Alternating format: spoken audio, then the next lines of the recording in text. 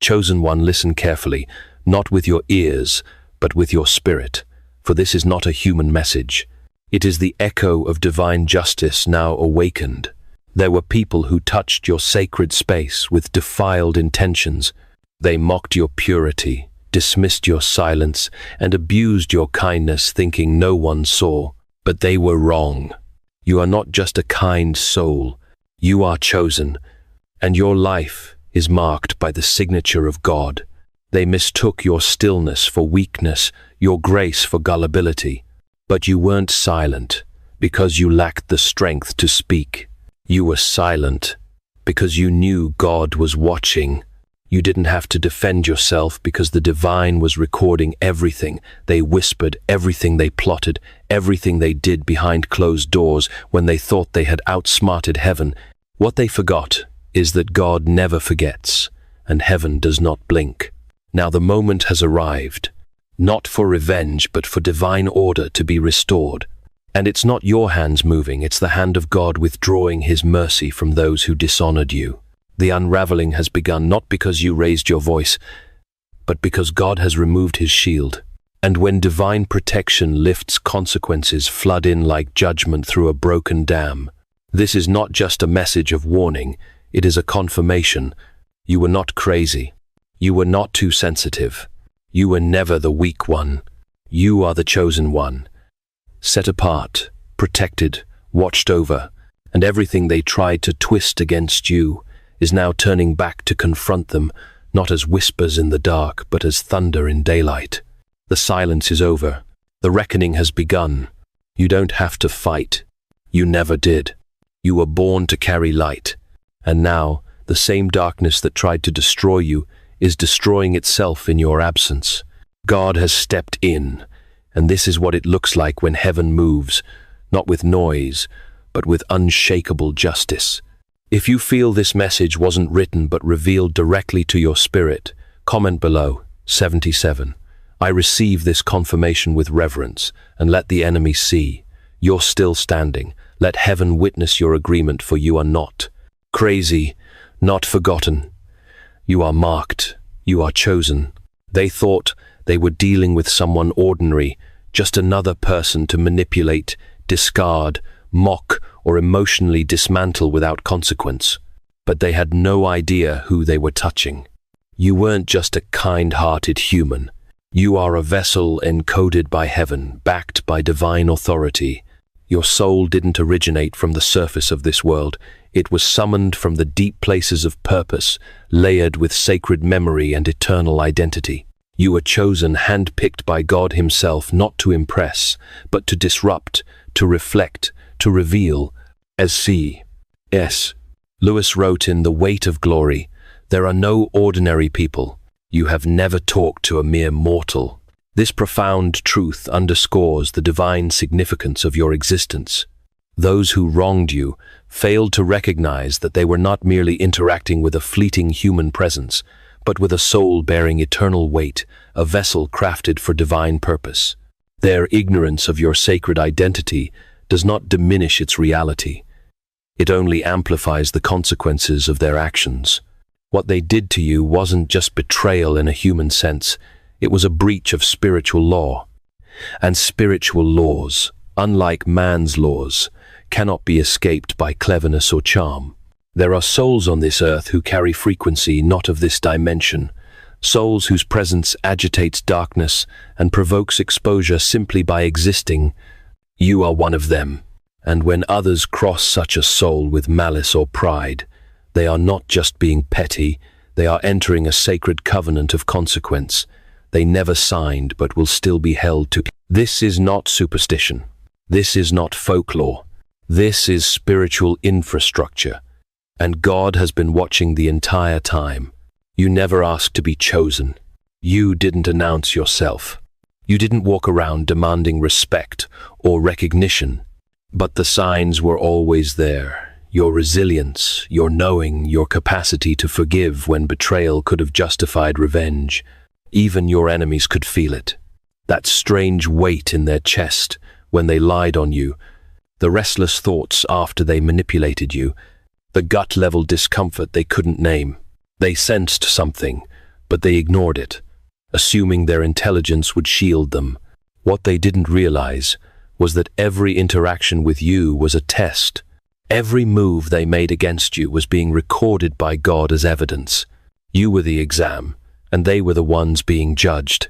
The moment they mocked your spirit, gossiped about your pain, exploited your trust, a countdown began. Because harming a chosen one isn't just a personal offense, it is a disruption of divine order, and heaven always responds to imbalance. The longer they went unchecked, the more severe the response, not because God is cruel, but because sacred design must be preserved. Now what looks to them like bad luck is simply divine realignment. Their misfortune is not random.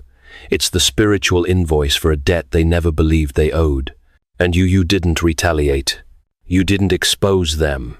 You stayed still, hoping they'd turn around, hoping they'd come to their senses. But they didn't. They laughed. They escalated.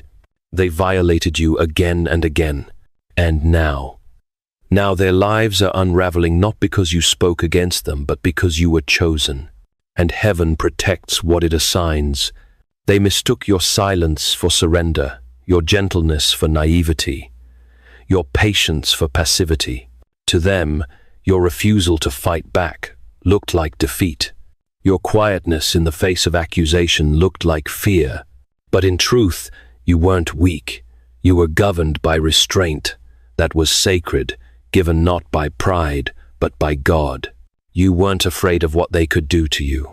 You were fully aware of what you could unleash, and you chose not to. That was not weakness.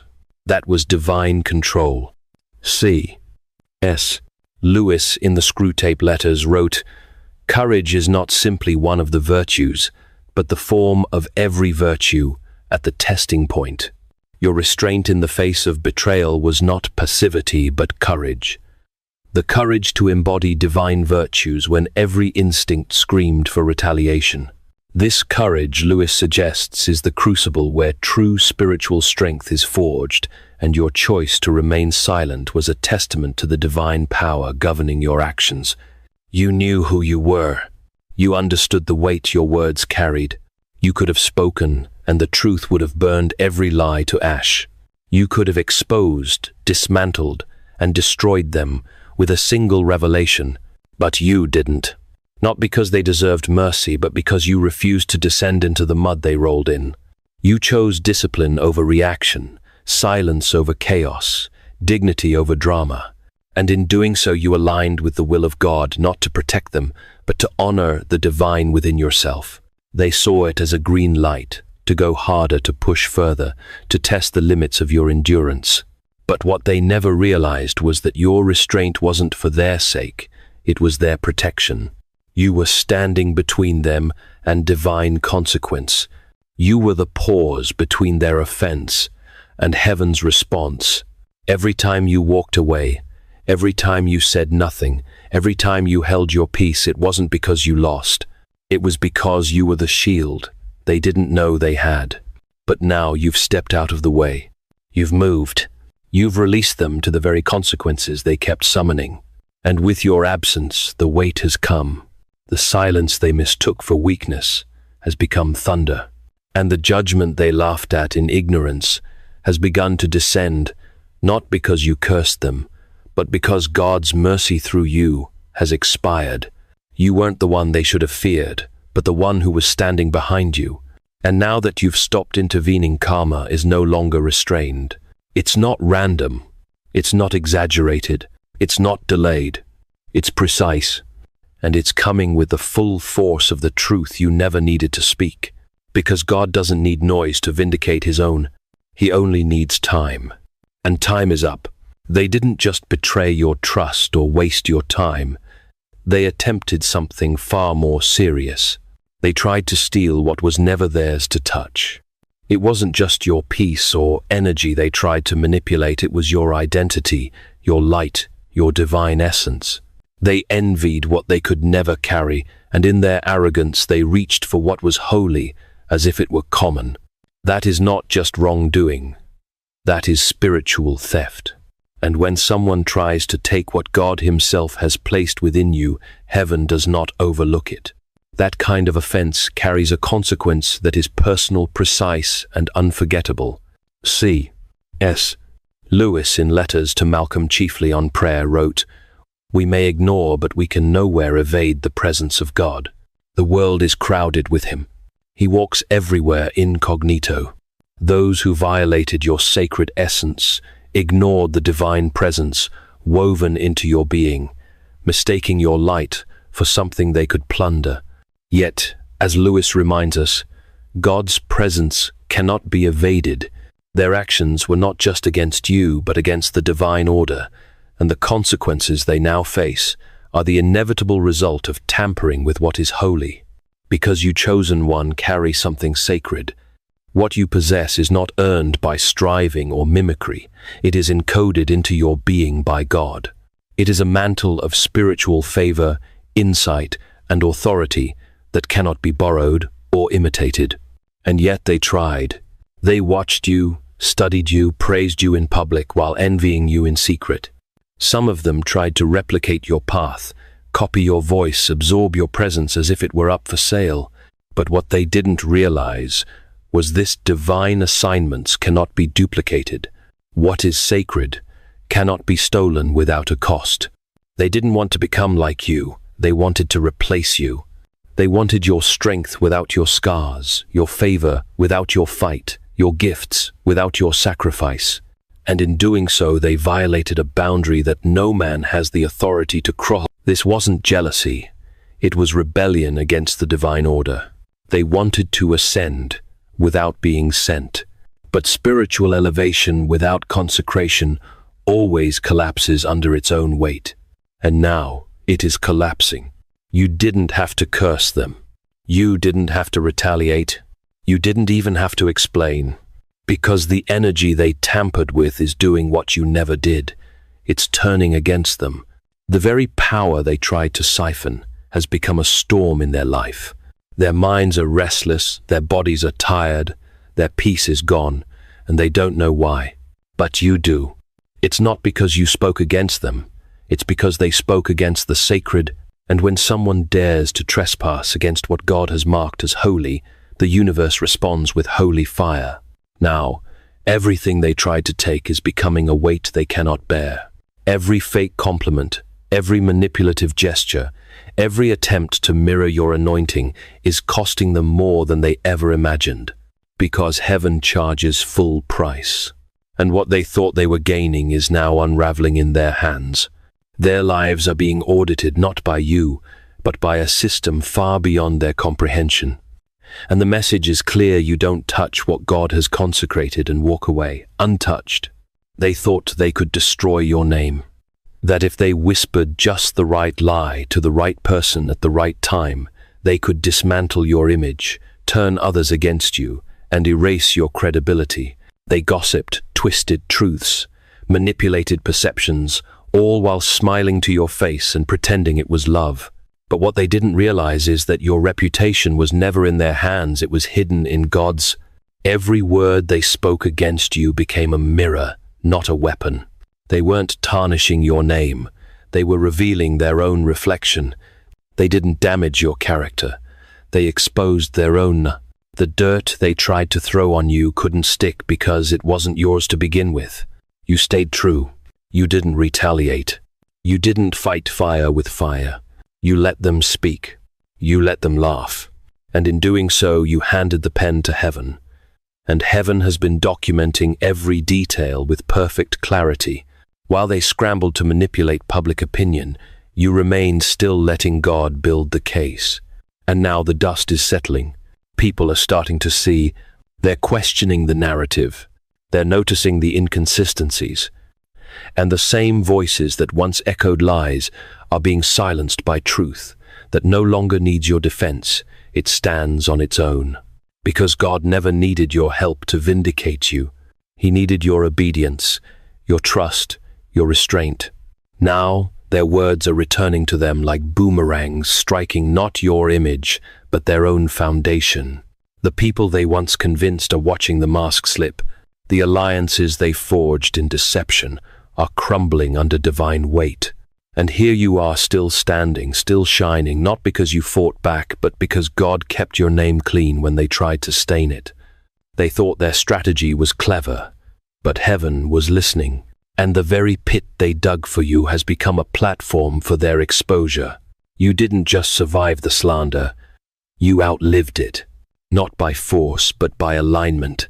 And now the truth is louder than their lies ever were. This is the irony of divine justice. Those who tried to bury you are now being buried by the weight of their own deception. What they thought was the end of your story was actually the beginning of theirs unraveling. Because when you stand in integrity and walk in silence, God fights for your name in ways no defense attorney could. They didn't destroy your reputation. They destroyed their reflection while God was quietly protecting yours in the shadows. They were certain you were done. When they betrayed you, abandoned you, or slandered you, they stood at a distance waiting to see you crumble. They expected you to disappear, to spiral, to collapse under the weight of what they did to you. They mistook their cruelty for power and your silence for fragility. But what they never saw coming was this pain doesn't break the chosen, it awakens them. When they shattered your heart, they didn't destroy you. They cracked the shell that was hiding something ancient, something divine. That heartbreak, that loss, that storm, it didn't erase you. It summoned you. It pulled something out of your soul that no sermon, no mentor, no book could teach. Because suffering has a language that only the sacred can speak. And in your silence, your tears, your aching prayers, God was coding something eternal into your spirit. C.S. Lewis in The Problem of Pain wrote, God whispers to us in our pleasures, speaks in our consciences, but shouts in our pains. It is his megaphone to rouse a deaf world. Your pain was not a punishment, but a divine megaphone, amplifying God's call to awaken the eternal purpose within you. Those who hurt you unwittingly served as catalysts, cracking open the shell of your former self to reveal the sacred identity that had been waiting to emerge. You weren't just recovering, you were remembering, not just who you are in this lifetime, but who you've always been in the spirit. You began to walk differently, see differently, hear the things others missed, discern the motives others fell for. You didn't come back weaker, you came back sharper, clearer, stronger, more aligned with God's purpose for you than ever before. And that terrifies them. They look at you now and don't understand what happened. They see the light, but they can't trace its source. They feel your authority, but they don't know how you got it. What they thought would silence you has turned into the foundation of your voice. What they meant for evil became your initiation into the deeper calling, because your pain was not in vain, it was prophetic. It cracked open a code that had been lying dormant in your spiritual DNA, waiting for the moment God would breathe on it again. Now you carry a power you didn't ask for but were born to wield, and they can sense it. They don't know how to explain it, but they know they're no longer standing in front of the same person. The one they tried to break is gone. In your place stands a soul that has met the fire and didn't burn, a soul that came out refined, recalibrated, and completely reoriented toward heaven's agenda. You didn't just survive the pain, you were redefined by it. God used what they did to reintroduce you to yourself. And now the path ahead is shifting. Doors are opening. Dead ends are clearing. And the same people who tried to bury you are being forced to watch as you rise, not with bitterness, but with authority. Not in revenge, but in holy restoration. They thought they had won when they wounded you, but they didn't realize they were waking up the version of you that remembers why you were sent in the first place. They weren't ready for that, but heaven was, and now so are you. What they're going through right now, the breakdowns, the financial collapse, the restlessness that haunts them in the silence, isn't bad luck. It's not a rough season or some unexplainable curse floating through their bloodline. No, chosen one. What they're facing is an invoice, a spiritual invoice with your name at the top, not because you sent it, but because God did. It is the price for violating something sacred. You, They treated you like you were disposable. They mistook your spirit as common, your grace as weakness, your presence as optional. They toyed with your trust, drained your light, twisted your loyalty, and thought they walked away clean.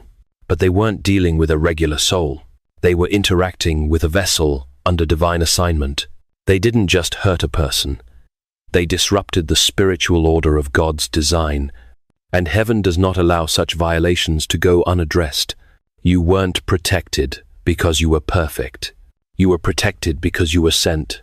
You walk with a contract in the spirit, one that covers your purpose, your path, and your identity.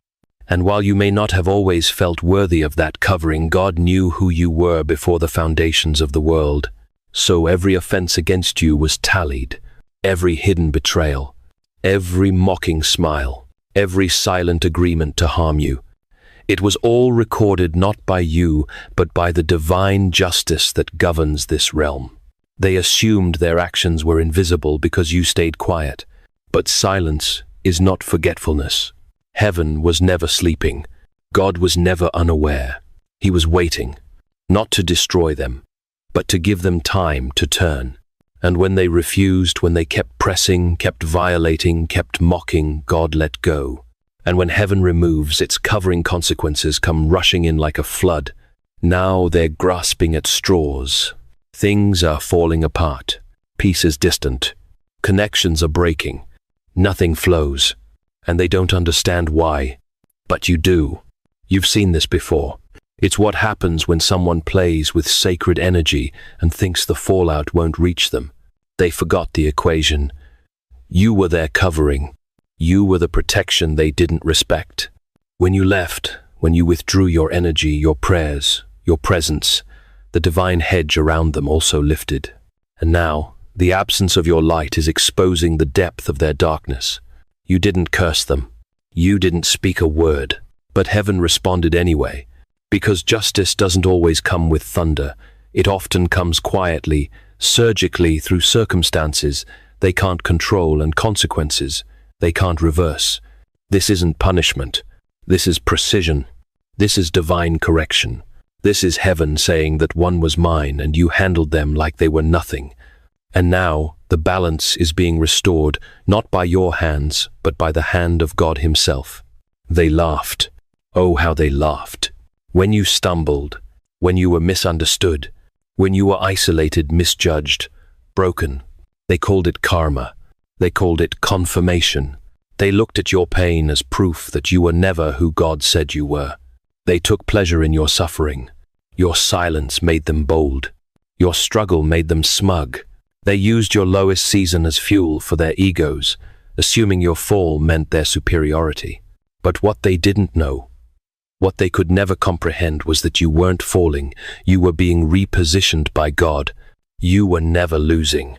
You were being hidden. Not because you were disqualified, but because heaven was setting the stage.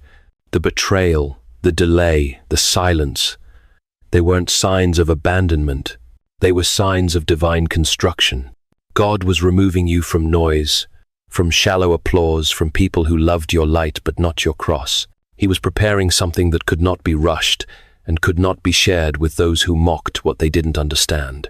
Now the tables have turned, and not with vengeance or drama, but with glory. You're rising, quietly, powerfully, undeniably, not just back to where you were, but beyond it, into places only heaven could orchestrate. Doors are opening that no man can shut. Favor is finding you. Peace is multiplying. And the ones who once laughed, they're watching trembling because your rise is exposing something terrifying for them. You were chosen the entire time. It's not your success that's haunting them. It's what your success proves. It proves they were wrong. It proves they misjudged a move of God. It proves that while they were mocking, God was covering. God was building. God was exalting. And now the fear that keeps them awake at night is not what you might say, but who you might become. You see, their laughter wasn't harmless. It was a prophetic marker. It documented the moment they celebrated your supposed fall, while heaven was scripting your comeback. And now every victory in your life echoes louder than any defense you could have spoken. You don't need to tell your side. Your fruit is speaking. Your life is testifying. And God is broadcasting it with precision. They're not panicking because you're blessed. They're panicking because your blessing validates what they tried to deny. You are called covered and untouchable by human schemes. And now, the silence is theirs.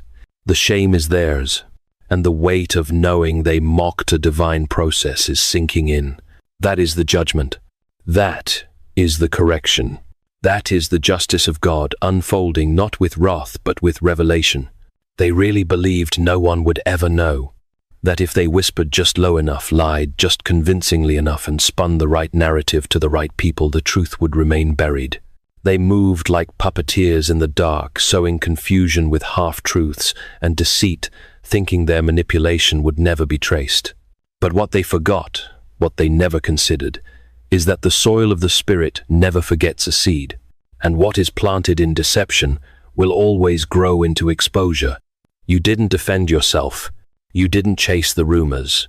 You didn't fight to clear your name, not because you were powerless, but because you knew something deeper God sees in secret and He repays in public. You chose peace over panic.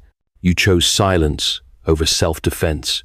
And now the same stillness they mistook for surrender has become the stage for their unraveling. Everything they whispered is being shouted, not by you, but by the circumstances they can no longer control. Relationships they used to validate their lies are crumbling under divine pressure. People they manipulated are starting to question. Truth is rising with a pulse of its own. And the ones who once turned away from you are beginning to look again, and what they see now is not just your innocence, but God's hand restoring your name. The most unnerving part for them, you never lifted a finger. You didn't smear them. You didn't retaliate. You didn't gather evidence or make public statements. All you did was step back and let the energy they weaponized return to sender. And now it's returning with interest. They are living inside the consequences of their own intentions. Every conversation they had in secret is becoming a weight on their public reality. Every accusation is now a mirror showing their own reflection. And they're unraveling not because you cursed them, but because what they built was never rooted in truth, only in fear, pride, and projection.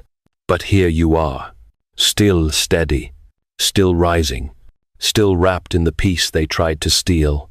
Your life is becoming a quiet revolution, not loud, not flashy, but undeniable. And with every step you take forward, the contrast becomes clearer. They sowed betrayal, but you are harvesting clarity. They planted poison, but God is producing fruit in your life. And now the world is watching. This is the law of return. This is divine timing. This is the moment when truth, God's truth, stands tall without needing to shout. And those who built their identity on falsehoods are finding themselves exposed not by your voice, but by the collapse of everything they built on lies. The harvest is here, and every root they tried to bury you under is now pushing them into view, not as villains in your story, but as cautionary tales in their own. They didn't just want you to fail, they needed it. Your pain made them feel powerful. Your silence made them feel superior. They circled you like scavengers when you were down, mistaking your survival mode for surrender. They watched you unravel in private and assumed you were finished. In their minds, your breaking was confirmation that you were never chosen, never protected, never favored. And so they waited for your collapse like it was entertainment. But what they didn't understand, what their pride blinded them from seeing, was that your breaking wasn't an end. It was a beginning. You weren't falling apart. You were being rebuilt by God in silence. What they mistook for death was rebirth. You weren't being crushed. You were being consecrated. And while they laughed at what they thought was your end, heaven was rewriting your beginning. You were sacred, not because you claimed to be, but because your presence disturbed their false sense of power. You didn't have to preach. You didn't have to fight. You just existed, and your existence exposed every lie they clung to. And instead of seeking healing, they sought to hurt you. Instead of learning from your resilience, they tried to dismantle it. Instead of honoring your light, they conspired to snuff it out. And now the tables have turned. But not because you forced them, because God always balances what man tries to tip. They're unraveling. Slowly, quietly, tragically. The same ones who once looked at your pain with smug satisfaction are now being swallowed by their own emptiness. The chaos they spoke over you has rooted itself in their homes. The mental torment they hoped you'd experience is now visiting them in waves. They can't escape. You didn't curse them. You didn't speak a word against them. You simply survived. And, in doing so, you became a mirror they can no longer avoid. Every time they hear your name, see your peace, witness your rise, they're reminded not of your strength but of their own darkness. They're not haunted by what they did to you. They're haunted by who you became in spite of it. Because what didn't kill you didn't just make you stronger, it made you undeniable. You didn't just recover, you became refined.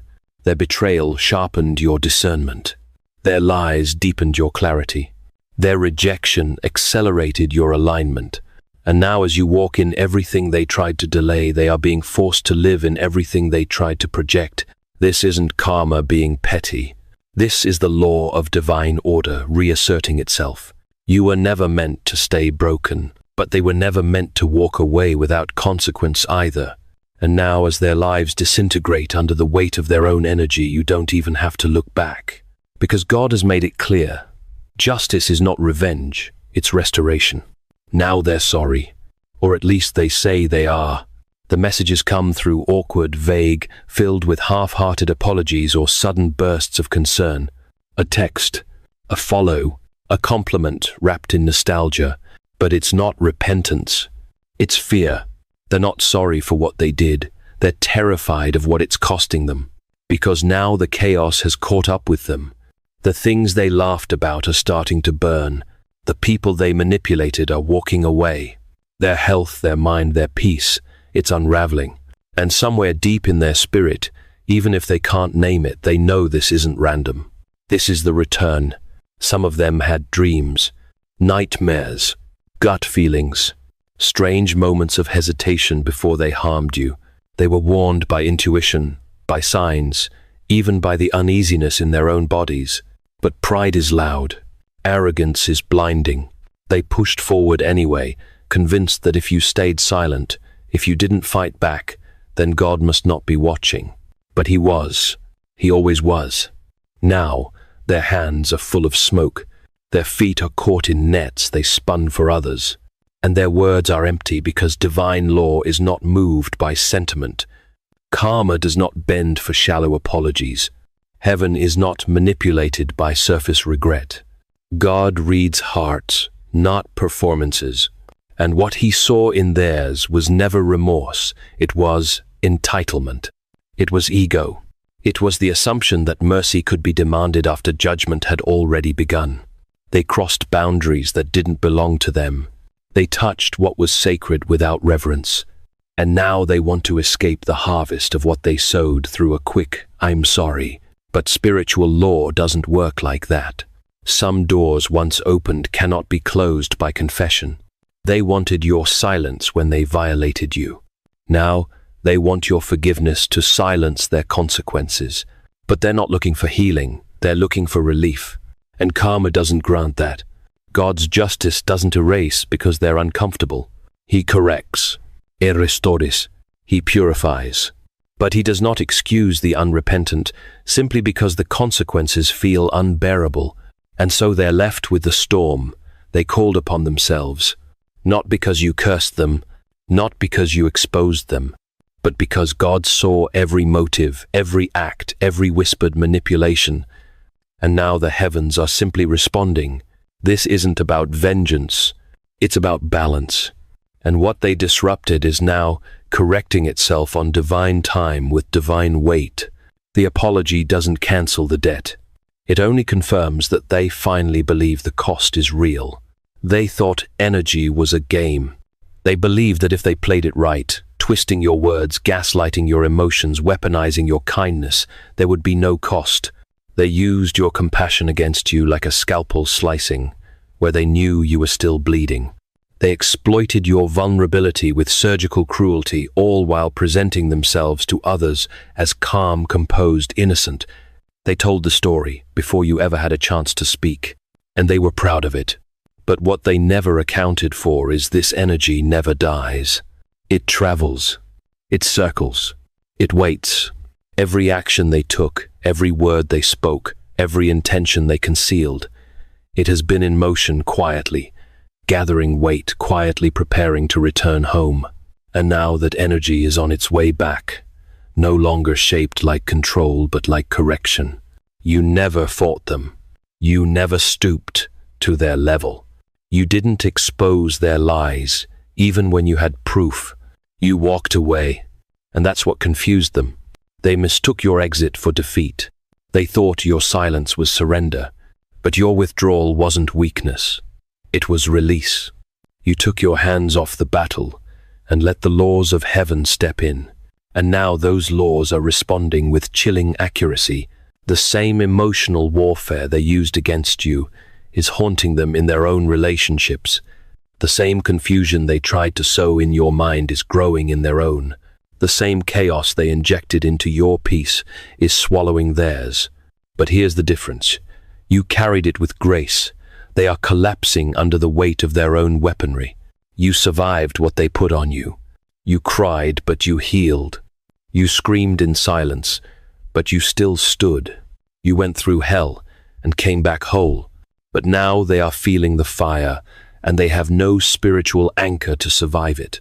They are breaking from the inside out. Not because anyone is attacking them, but because the energy they forged in cruelty is now returning to the sender. This is divine physics. What is sent out must return, multiplied. And when what was sent was injustice, manipulation, and spiritual harm, then what returns is judgment imbalance and spiritual exposure. Not through your hands, but through the laws that govern this universe. Laws that are not swayed by appearances or excuses, only by truth. They assumed they were in control. But energy never forgets.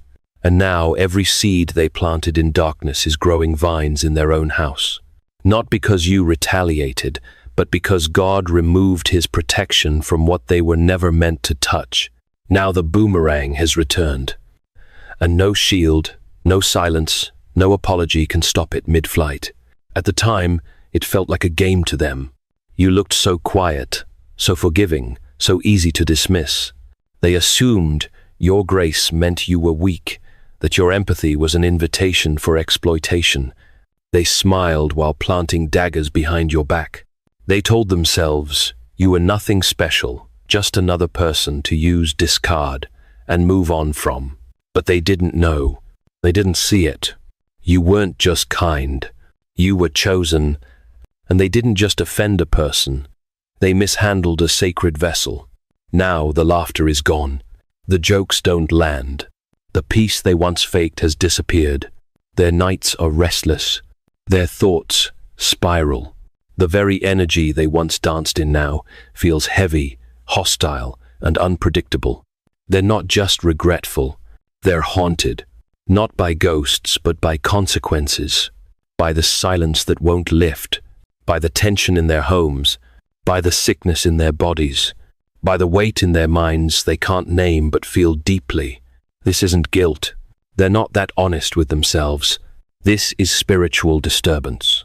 This is what it feels like to touch the sacred with impure intentions. This is what happens when someone steps into the holy without reverence.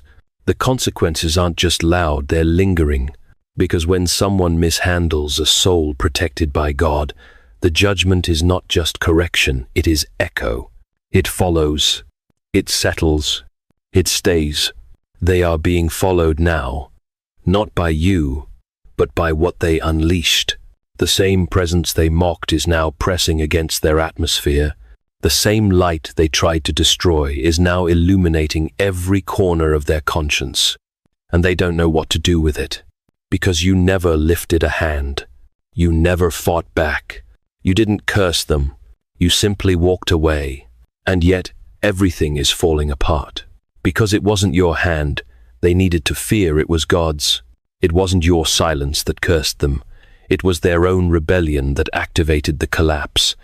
Now every blockage, every strained relationship, every closed door, it all traces back to a decision they made with full pride and no discernment. They touched what was not theirs to touch.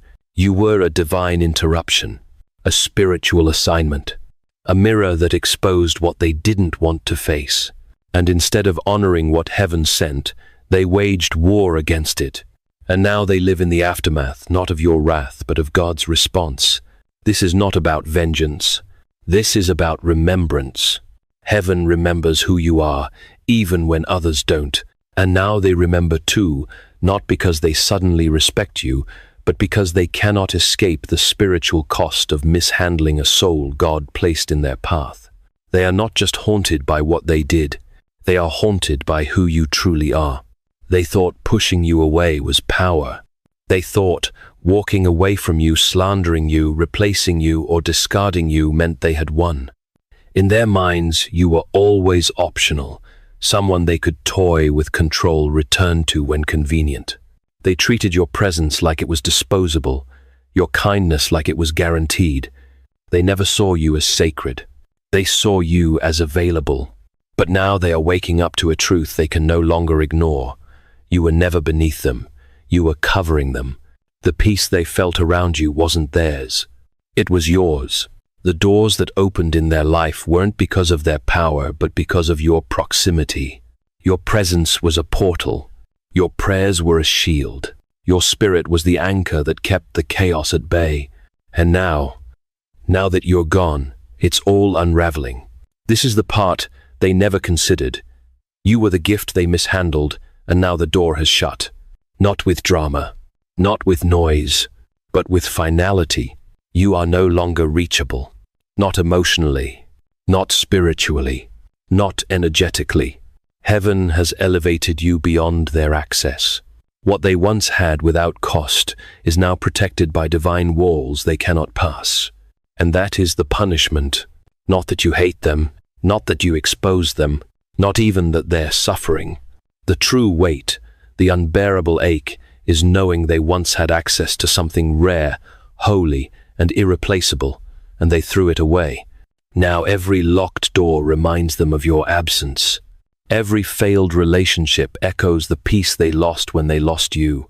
Every opportunity that slips through their fingers feels strangely familiar because the favor that followed them wasn't following them. It was following you. They are no longer grieving what they did. They are grieving who you became. Because now they're watching you walk into rooms they'll never be invited into. They're witnessing blessings. They can't sabotage promotions. They can't interfere with healing. They can't manipulate. You're not just winning, you're ascending. Quietly, powerfully, protected by the very God they pretended not to believe in. And worst of all, they can't explain it. They can't stop it. They can't undo it.